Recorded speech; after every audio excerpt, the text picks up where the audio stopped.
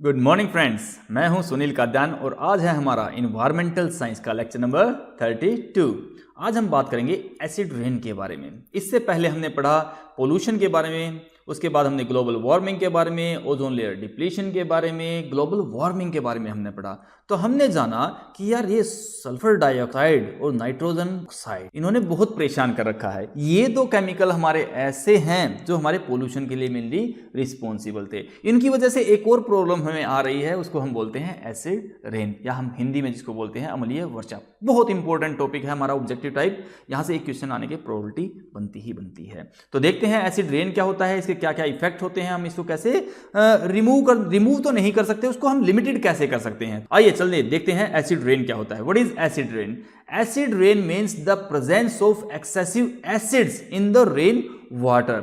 जो rain water होगा उसके अंदर अगर एसिड्स की अमाउंट या केमिकल्स, जो एसिडिक केमिकल्स हैं, उनकी अमाउंट बढ़ जाना ही एसिड रेन कहलाता है। अब भाई हमें कैसे पता चलेगा कि जो रेन वाटर है वो एसिडिक है या नहीं है? तो मैं आपको एक बचपन की छोटी सी याद आपको दिलाना चाहूंगा। जब आप बहुत छोटे से बच्चे थे तो आपको आपके पेरेंट्स हमें ये कहते होंगे कि जब सीजन की पहली बारिश होती है ना, तो बच्चों बारिश में नहाना नहीं चाहिए। जब दूसरी या तीसरी बारिश आती है तो ही पेरेंट्स अलाउ करते हैं हमें बारिश में नहाना। क्यों? क्योंकि उसके पीछे एक साइंटिफिक रीजन होता है। जो पहली बारिश होती है वो कैसी होती है? एसिडिक रेन होती है, उसके अंदर एसिड की अमाउंट होती है। अब ये एसिडिक हुई कैसे, किसकी वजह से? दो केमिकल्स की वजह से। कौन कौन से? सल्फर डाइऑक्साइड और नाइट्रोजन ऑक्साइड। और ये प्रोड्यूस कैसे होते हैं? ये केमिकल्स कहां से आते हैं? हमने लास्ट लेक्चर में भी बात की थी, बर्निंग ऑफ फॉसिल फ्यूल से। उनकी वजह से क्या होता है, या हम कहते हैं तो ऑटोमोबाइल की वजह से, इंडस्ट्रियलाइजेशन की वजह से, इनकी वजह से सल्फर डाइऑक्साइड और नाइट्रोजन ऑक्साइड हमारे निकलते हैं, जो गैसेस के अंदर मिक्स हो जाते हैं और वो गैसेस किस में कन्वर्ट हो जाते हैं? आगे चल के बादल बनाते हैं और उनकी वजह से बारिश होती है। और जो बारिश होती है उनके अंदर जब सल्फर और नाइट्रोजन मिक्स होता है तो उसको हम बोलते हैं एसिड रेन। आपको बताना चाहूंगा एक चीज होती है pH value.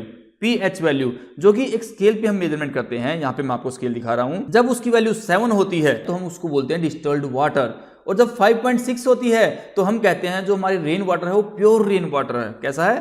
Pure rain water है। लेकिन जैसे ही ये 5.6 से कम होती स्टार्ट हो जाती है तो हम इसको बोलते हैं एसिडिक रेन। तो हम इसको क्या बोलते हैं? Acidic rain. तो स्केल के ऊपर जब हमारी रीडिंग 5.6 से कम होगी हम उसको क्या बोलेंगे?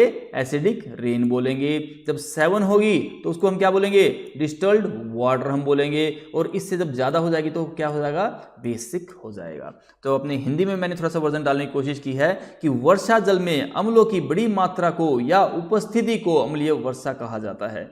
प्राकृतिक कारणों से भी शुद्ध वर्षा का जल अम्लीय होता है। इसका प्रमुख कारण वायुमंडल में मानवीय क्रियाओं के द्वारा, कौन सी क्रियाएं होती है भाई? जो तुम ऑटोमोबाइल के अंदर जो फ्यूल बर्निंग हो फ्यूल कर रहे हैं, जीवाश्म ईंधन को हम जला रहे हैं, वही हमारी कौन सी है? मानवीय क्रिया, मतलब ह्यूमन एक्टिविटीज। उसकी वजह से क्या निकल रही है? सल्फर डाइऑक्साइड और नाइट्रोजन ऑक्साइड के अत्यधिक उत्सर्जन के द्वारा बनती है। यही गैसें वायुमंडल में पहुंचकर जल से रासायनिक क्रिया करके सल्फेट तथा सल्फ्यूरिक अम्ल का निर्माण करती हैं। जब यह अम्ल वर्षा के साथ धरातल पर पहुंचता तो इसे अम्लीय वर्षा कहते हैं। शुद्ध जल का पीएच स्तर 5.6 होता है, 5.6। अम्लीय वर्षा जिसकी पीएच स्तर 5.5 या 5.6 से कम होती है तो उसको हम क्या बोलते हैं? एसिडिक रेन हम बोलते हैं। जल का पीएच मान 4 से कम हो तो यह जल जैविक समुदाय के लिए हानिकारक होता है। ठीक बात है। तो हम यहाँ पे नीचे वाली जो पॉइंट मैंने इंडिकेट किया है वो वहीं से बनाया है। क्या कहा है? Rain water is called acidic when pH falls below 5.6। The pH scale measures the acidic and alkalinity of a solution. The value of pH indicates neutral solution. Value of pH above 7 indicates alkalinity and below 7 indicate acidity या acidic nature। 7 से नीचे acidic होना start हो गया, लेकिन हम कहते हैं एसिडिक रेन कब होगी? जब वो लेवल 5.6 से बिलो चला जाएगा। ठीक है। और 4 के बाद वो हमारा डेंजरस होना स्टार्ट हो जाता है। किसके? बायोटिक चीज़ों के लिए, पेड़ पौधों के लिए भी, इंसानों के लिए भी, इनफैक्ट नॉन बायोटिक के लिए भी, जैसे इमारतें हैं, मार्बल्स है, वो भी खराब होना स्टार्ट हो जाता है।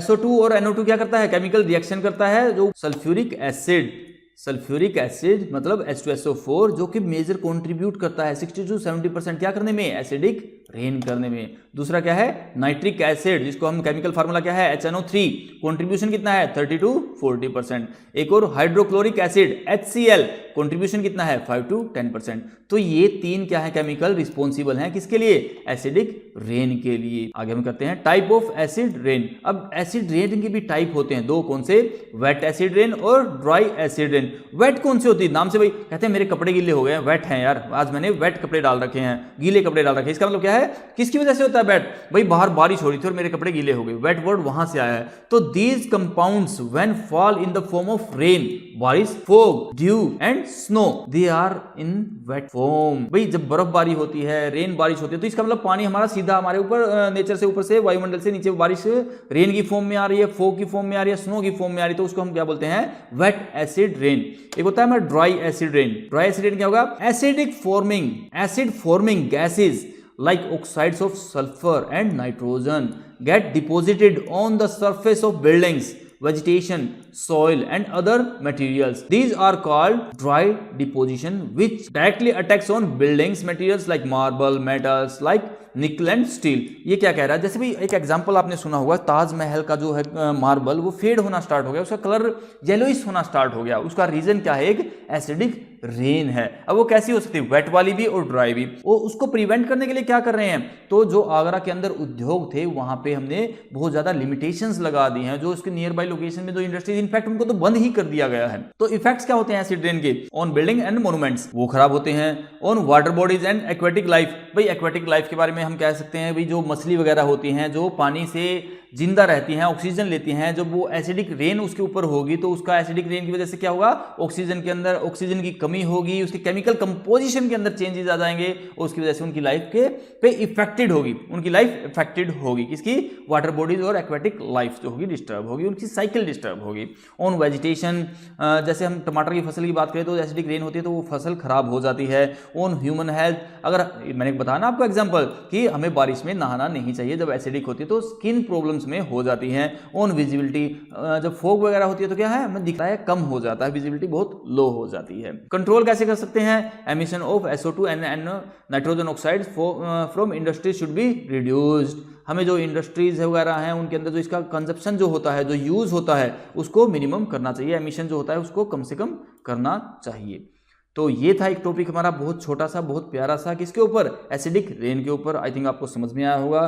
फिर भी किसी की कोई क्वेरी है, कोई डाउट है तो आप मुझसे कॉन्टैक्ट कर सकते हैं। Okay dear students, thank you very much, God bless you.